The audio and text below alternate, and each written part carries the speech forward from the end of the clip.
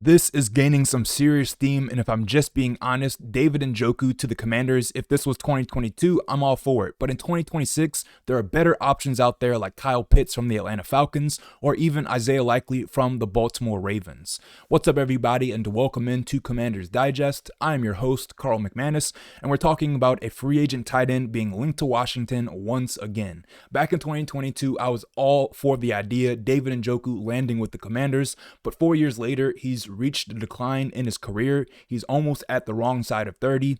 And if I'm just being honest, I don't love it. But anyway, let's look at why these rumors are out there. David Njoku posting on Instagram, Cleveland, first off, I love you. These 9 years have been a beautiful journey. I'm so grateful for all the memories we shared together. Thank you to the Haslams, Andrew Berry, and the whole Browns organization for everything. All my teammates I shared the battle with, I'm so grateful for you guys. The time for me to find a new home has come, and all I can think of is just the gratefulness in my heart. The city of Cleveland will forever be my home. Now, like I mentioned, back in 2022, the possibility was thrown out there of David Njoku joining Washington, but of course, opting to re-sign in Cleveland. And at this point, if you want to find a new home, I'm just hoping it's not in Washington. But with that being said, of course, there are people still linking him here, including David Harrison of Sports Illustrated saying he's only made one Pro Bowl, but Njoku has recorded at least 500 receiving yards in 3 of the past 4 seasons. Not good enough to be considered in the top tier of the NFL tight ends, but certainly respectable numbers. So just breaking this down for what it is, 500 receiving yards in 3 of the past 4 seasons. The only year he didn't do it was this past season, only topping out at 293 yards.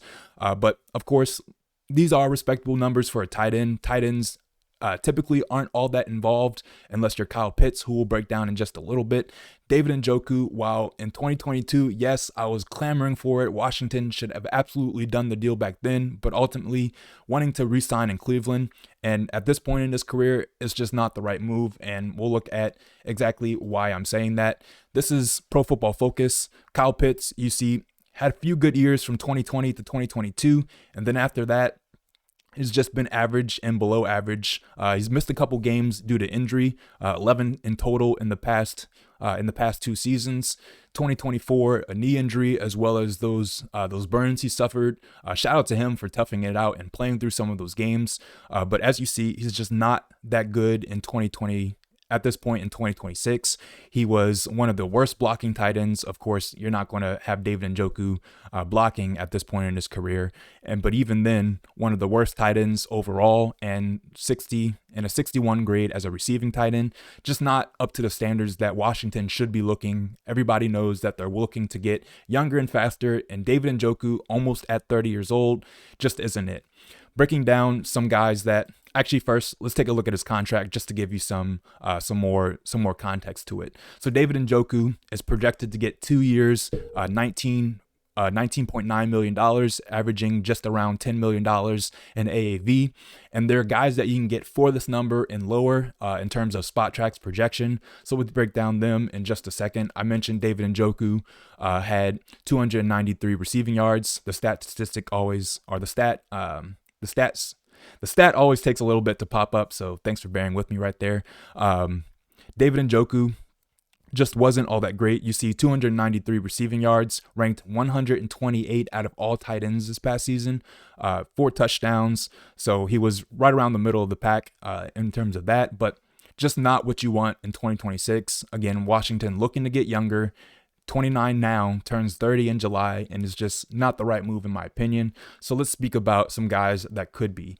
Kyle Pitts, we've been talking about a lot on this channel. He's a guy that Washington could be looking at. He's also a free agent this upcoming season, and he's much younger. He's only 27 years old, and if Washington were to strike when the iron's hot, again, coming off his best career year, debatably, he's coming off a 900-yard season. Taking a look at his stats, again, these take a little bit longer to pop up, so bear with me for a second. Coming off a 900-yard season, his second career year with at least 900 yards. He had a 1,000-yard season, I believe it was 2022, but 5 touchdowns, and statistically speaking, that's the best of his career. In his first year in the NFL, he had 1 receiving touchdown. Second year, 2 receiving touchdowns. Third, 3, 4 touchdowns, and then this past year, he's 25. I mentioned 27. This past year, 5 touchdowns, in his 5th year in the NFL. He's a guy that Washington should and could be looking at. And again, he's around that same number that David Njoku could be getting when he hits free agency. A little bit more at $10.8 million, but you see projected to get a 4-year deal around $43 million. And Washington absolutely has the cap space to take in that contract, but it's all about if you think that Kyle Pitts is the answer. Of course, he had a career year in the year right before he hits free agency, and a lot of people know that doesn't always typically pan out when it comes to long-term success. Again, topped out at 5 touchdowns this year, which is a career high. Every other year, it matched the number of years that he spent in the NFL. Of course, with the Atlanta Falcons, they've had a revolving door at quarterback. He came into the league, I believe Matt Ryan was still his quarterback, and then Kirk Cousins, and then this past season, Desmond Ridder, before obviously turning back to Kirk Cousins because of some injuries. And that's not even who I'm thinking of. Michael Penix. Desmond Ridder, of course, was also the quarterback in Atlanta for some time. But with that being said, $10.8 million for Kyle Pitts, I would absolutely take that over paying David Njoku $10 million, even though it's less term in terms of years. But Kyle Pitts, again, coming off his best career season. And let's take a look at how PFF, Pro Football Focus, grades him. Again, not a great blocking tight end. We'll touch on somebody who is. But you see, he only had one down year in 2024. Other than that, he's one of the best overall graded tight ends in the NFL. Unfortunately, the production hasn't always been there. Again, only 2 900-yard receiving seasons in his career. But you see one of the 8th best receiving tight end in the NFL this past season. And that was with the revolving door at quarterback, like I mentioned, Michael Penix and Kirk Cousins going back and forth between who was starting. I failed to mention Kyle Pitts even there when Marcus Mariota was quarterback. So he's had a lot of different quarterbacks, just like Washington before Jayden Daniels. And then unfortunately this past season, a lot of injuries. But with that being said, Kyle Pitts is another option for Washington. And if you're going to pay David Njoku $10 million, you might as well just splurge a little bit more for Kyle Pitts. With that being said, there is an option out there that I like even better. Isaiah Likely from the Baltimore Ravens. Again, the stat takes a little bit of time to pop up, but Isaiah Likely this past season, again, not great statistically, but of course, I've come out on this channel. We've talked about Isaiah Likely before. I think the Baltimore Ravens were slyly trying to tank his value. They re-signed Mark Andrews. Both him and Isaiah Likely were expected to hit free agency at the same time. So I think that they were trying to tank one's value, re-sign Mark Andrews. Of course, he's the older tight end, but it seems like Isaiah Likely could be out the door. In fact, one link for him is actually Cleveland, of course, with his former offensive coordinator, Todd Monken, taking the head coaching job there. And if Isaiah Likely could be a potential replacement for David Njoku, but if he's not, I absolutely think Washington should look to sign a guy like Isaiah Likely. Looking at how Pro Football Focus grades him, last season was his best year. This past year regressed again, but I think Baltimore could have been tanking that some of his production. But if you see, he's one of the best blocking tight ends, or around average when it comes to blocking tight ends. The 20th best blocking tight end this past season. Commanders fans, you already know a guy like John Bates, one of the best blocking tight ends in the NFL. But if you can get Isaiah Likely, who's versatile, you can slot him out wide, just like Atlanta uses Kyle Pitts, or you can use him in line, and he's a solid blocker. But again, this past season, not great statistically for him, but he's a guy that could cost less when it comes to average annual value. You see, expected to get 2 years, $17 million from Spot Track, an $8.8 million average annual value contract. And this is something that Washington should absolutely look to do. I mentioned Kyle Pitts, but Isaiah Likely, again, another 25-year-old, one fewer season in the NFL, one less, one fewer, grammatically speaking, whichever one is correct there. But $8.8 million for a guy like Kyle Pitts, I'm all for it. But with that being said, we know why Washington is looking to get a tight end, and that's because a guy like Zach Ertz hitting free agency at the end of his contract in Washington, and of course, coming off that ACL injury, Here's what John Keim of ESPN had to say. One league source said Ertz does not want to end his career with a torn ACL, which he suffered in week 14.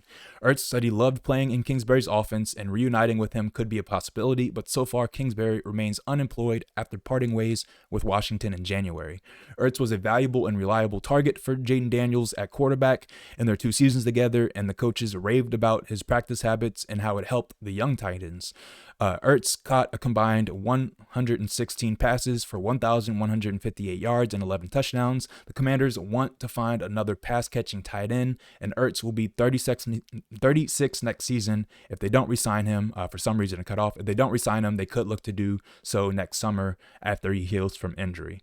But with that being said, the key phrase there was the Commanders want to find another pass-catching tight end. So that's why we've been breaking down the likes of David Njoku, Kyle Pitts, and Isaiah Likely. But one thing that was also stated that Zach Ertz's practice habits help the younger tight ends. And even David Blau in his introductory press conference mentioned a guy like Ben Sinnott. Of course, Commanders fans, we know that he hasn't lived up to the production of being a second-round pick, but also we know that Cliff Kingsbury and Adam Peters kind of had disagreements there. Adam Peters drafting him thinking that he'd be a really good tight end, and then Cliff Kingsbury not really knowing how to use him. So it's possible. As I mentioned, David Blau mentioned Ben Sinnott by name as guys that they're looking to develop in this offense. He mentioned Luke McCaffrey, Jalen Lane, and Ben Sinnott. So that's big praise from the new offensive coordinator, and hopefully Washington finds a way to utilize Ben Sinnott the way Adam Peters envisioned. But even if Washington was to bring in a guy like Isaiah Likely or Kyle Pitts, you can never have too many receiving options. John Bates is your blocking tight end. They barely use him in the pass game, but when they do, he's pretty sure-handed. Ben Sinnott hasn't shown what he was projected to. So even if he was to take a right step in development, I think Washington should be looking for guys like Kyle Pitts and Isaiah Likely. And of course, it's not going to cost them that much. Only $10.8 million in projected value for Kyle Pitts, or $8.8 for Isaiah Likely.